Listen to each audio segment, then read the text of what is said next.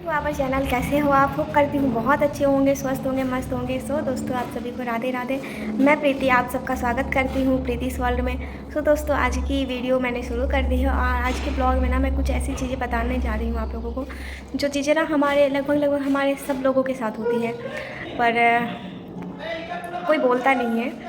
अभी ये चीज़ मैं भी कभी शेयर नहीं करती, पर मैंने एक वीडियो देखा है जो कि अभी ब्लॉग आया है, तो मैंने देखा तो मुझे लगा कि शायद मैं बना सकती हूँ, क्योंकि बनाना बड़ी बात नहीं है, कोई बना सकता है। पर जो इस चीज़ को ना फील कर सकता है ना, जिसके साथ ये सारी चीज़ें हो चुकी होती है ना, उसके अलावा ये सब चीज़ों को कोई और समझ ही नहीं सकता है। सो दोस्तों, हमारे साथ हमारे ब्लॉग में बने रहिए। आज की वीडियो बहुत ही थोड़ी सी सैड होने वाली है। अभी मैंने वीडियो देखा है, Shweta Sharma reaction video channel है, जो आप लोग बहुत सारे लोग जानते होंगे, क्योंकि बहुत ही रिएक्शन वीडियो बहुत काफ़ी बनाती है वो।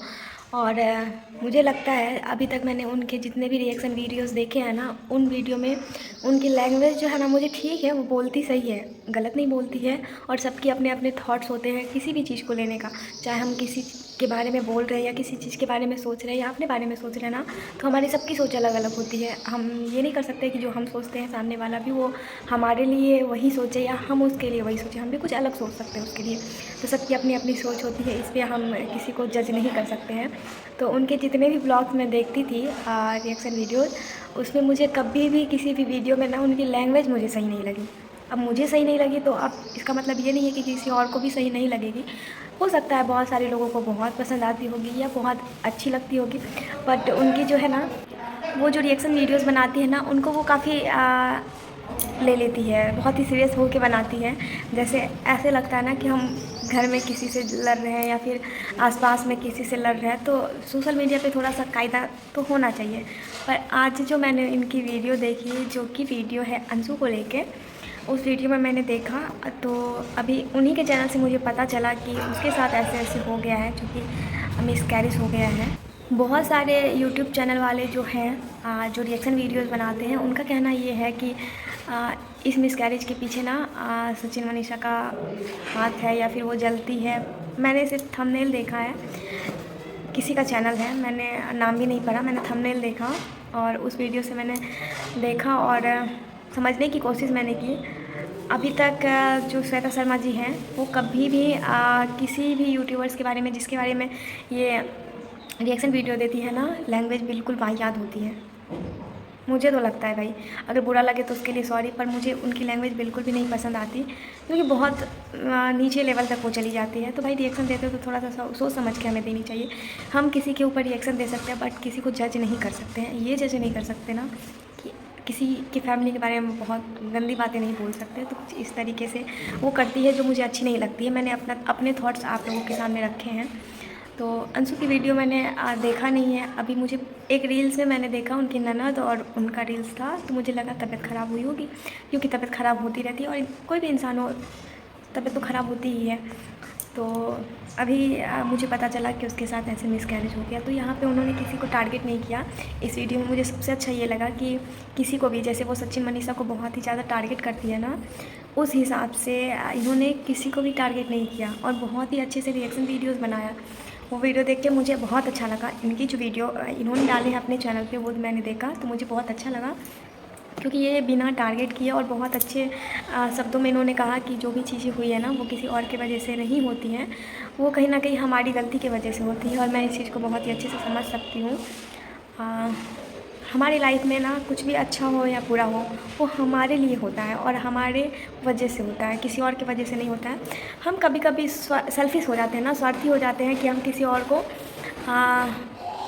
हो सकता है क्योंकि हम फ्रस्ट्रेट हो जाते हैं ना, तो हम किसी और के बारे में बोल देते हैं, क्योंकि जो चीज़ें हमारी होती है ना, वो हमारे पास ही रहती हैं। चाहे अगर जो होनी होती है ना हमारे साथ, तो वो हो के रहेगी, चाहे वो कोई और करे या हम खुद से करें, वो चीज़ें हो के ही रहती हैं। सो अगर कुछ ऐसी चीज़ें होती है ना, तो वो हमारे हाथ में होता है। हम ठीक है, अगर ये चीज़ें पता चल भी जाए ना, या अंशु को पता चल भी गई होगी, तो उसे तो पता चल ही गई होगी ना पहले कि वो प्रेग्नेंट है, तो उन्हें थोड़ा सा अपना ख्याल रखना चाहिए। और कई बार तो ऐसा होता है ना कि मिस्ड अबॉर्शन हो जाता है, उसमें किसी ना मेरा ना किसी और की गलती होती है, वो सिर्फ हो जाता है। अब क्यों होता है वो पता नहीं, सबके बॉडी में अलग अलग चीज़ें होती हैं, पर वो हो जाता है, खुद ही हो जाता है। अगर किसी और की वजह से मिसकैरेज वगैरह हो जाती है या प्रीमेच्योर डिलीवरी हो जाती है तो वो सब चीज़ें होती हैं, किसी और की वजह से होती है, लेकिन वहाँ भी हम बेवकूफ़ बनते हैं। इसलिए बनते हैं कि हम दूसरे को देखते हैं, दूसरे की चीज़ें सुनते हैं, दूसरे की बातों पे ध्यान देते हैं। हमें उस समय में ना कभी भी किसी और पे तो ध्यान ही नहीं देना चाहिए। मैं इस टॉपिक पे बहुत ही डीप वीडियो बनाऊँगी, थोड़ा टाइम लगेगा, पेशेंस चाहिए उसके लिए, पर मैं बनाऊँगी, बहुत ही डीप नॉलेज दूँगी, क्योंकि बहुत लोगों को ऐसी नॉलेज नहीं होती है। ख़ास करके ये नॉलेज उन्हीं के पास होती है ना कि जो इन सब से सफ़र कर चुका होता है, वो आपको बहुत अच्छे से सजेस्ट कर सकता है किसी भी इस चीज़ में, तो वो कर सकता है। तो यहाँ उन्होंने बिल्कुल सही बोला कि अगर हमें पता होती है ना, तो हमें खुद का ध्यान खुद ही रखना पड़ता है। हमारे लिए कोई और नहीं हो सकता है, जो हम खुद के लिए कर सकते हैं ना, वो हमारे लिए कोई और नहीं कर सकता। बहुत किस्मत वाली वो लड़कियाँ होती है, बहुत सारी ऐसी भी लड़कियाँ मैंने देखी है जिसको सपोर्ट करने के लिए बहुत सारे लोग होते हैं, सब सपोर्ट करते हैं, पर बहुत सारी लड़कियों को मैंने देखा है कि उन्हें सपोर्ट करने वाला कोई नहीं होता है, सिर्फ भगवान के अलावा कोई और नहीं होता है। तो हमें अपना ख्याल खुद ही रखना पड़ता है। और यहाँ मैं पता नहीं, ये बात तो बिल्कुल भी सही नहीं है, पर अब क्या ही कर सकते हैं, जो होना होता है वही होता है। पर आगे से हमें अंशु से मैं इतना ही कहना चाहूँगी कि अगर आगे से ऐसा कुछ हो तो ध्यान रखना चाहिए अपना, और अपना ध्यान खुद ही रखना चाहिए। हालांकि मैंने उनका वीडियो नहीं देखा है कि उन्होंने कहा है कि उनके वजह से सब कुछ हुआ है, वो कह भी नहीं सकती है, क्योंकि वो भी काफ़ी समझदार है, मैच्योर तो है, क्योंकि जिसने इतने कम उम्र में इतना सब कुछ खोया है तो वो काफ़ी मैच्योर तो होंगी। सो मैंने देखा वीडियो तो मुझे लगा कि शायद मैं बनाऊँ वीडियो, क्योंकि इस चीज़ से मैंने बहुत अच्छे से सफ़र किया है, और एक बार नहीं बहुत बार सफ़र किया है। मैं इस टॉपिक पे वीडियो बनाऊंगी, देखते हैं कब बनाते हैं। मैं बनाने वाली थी पहले, मुझे ये सब चीज़ें नहीं पता था, इससे पहले मैं वीडियोस बनाने वाली थी, पर मैंने नहीं बनाया, क्योंकि कुछ चीज़ें पर्सनल भी होती है ना हमारी लाइफ की, तो मैंने नहीं बनाया। पर मैं सोच रही हूँ ना कि पर्सनल तो होती है, पर जो हमने एक्सपीरियंस किया है ना, इन सब चीज़ों से हम एक्सपीरियंस लेते हैं अपने लाइफ से, जो हमारी लाइफ में जो चीज़ें होती है तो हमें दूसरों को ज़रूर शेयर करनी चाहिए। जो चीज़ें हम दूसरे को समझा सकते हैं, जो दूसरों को फ़ायदा दे सकता है ना, ऐसी चीज़ें ज़रूर शेयर करनी चाहिए। बस कुछ चीज़ों के लिए हमें स्ट्रॉन्ग बनना पड़ता है। बहुत लोगों का ऐसे होता है ना कि रो रो के वीडियो बना लेते हैं, पर रो के पता नहीं कैसे वीडियो बना लेते हैं यार। बहुत बार हमारे इमोशंस होते हैं ना, बात करते करते बाहर आ जाते हैं, तो पर हमें कंट्रोल करनी पड़ती है वो चीज़ें।